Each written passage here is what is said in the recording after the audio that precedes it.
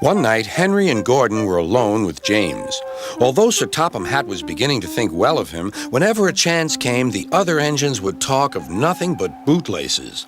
"Remember when they had to use a bootlace to get you out of trouble, James?" they would tease. James tried to get back by talking about Henry, who got shut up in a tunnel, and Gordon, who got stuck on a hill, but they wouldn't listen. "You talk too much, little James," said Gordon. "A fine, strong engine like me has something to talk about. I'm the only engine who can pull the express. When I'm not there, they need 2 engines. Think of that. I've pulled expresses for years and have never once lost my way. I seem to know the right line by instinct."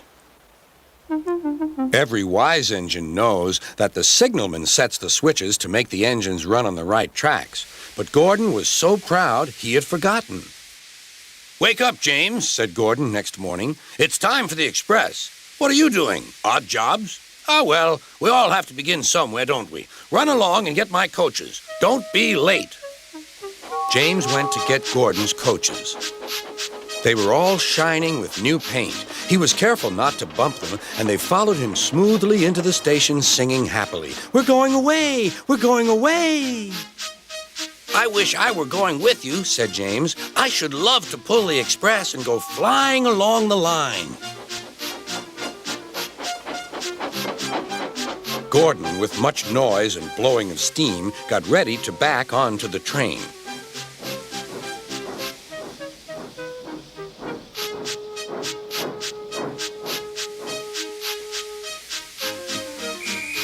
Sir Topham Hatt was on the train with other important people, and as soon as they heard the conductor's whistle, Gordon started. "Look at me now," he puffed, and the coaches glided after him. "Boop, boop, boop, boop, boop. Goodbye, little James. See you tomorrow." James watched the train disappear and then went back to work. He pushed some freight cars into their proper sidings and went to fetch the coaches for another train. James had just brought the coaches to the platform when he heard a mournful noise.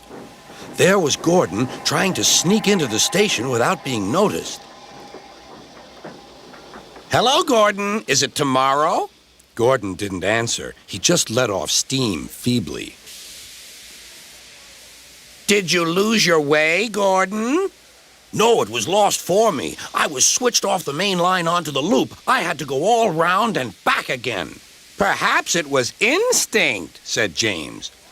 All the passengers were shouting at the ticket window, "We want our money back." Sir Topham Hatt climbed onto a cart and blew the conductor's whistle so loudly that they all stopped to look at him. Then he promised them a new train at once. "Gordon can't do it. Will you pull it for us, James?" "Yes, sir. I'll try." So James was coupled on and everyone got in. "Do your best, James," said Sir Topham Hatt. Come along, puffed James.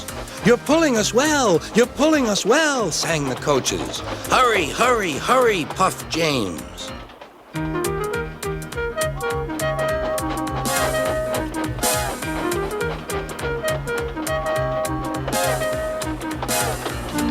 Bridges and stations flashed by.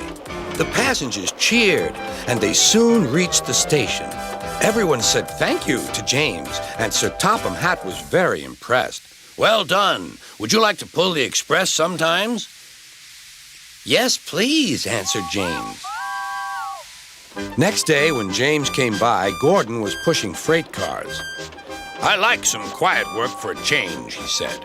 "I'm teaching these cars manners. You did well with those coaches, I hear." "Good. We'll show them." And he gave his cars a bump. James and Gordon are now good friends.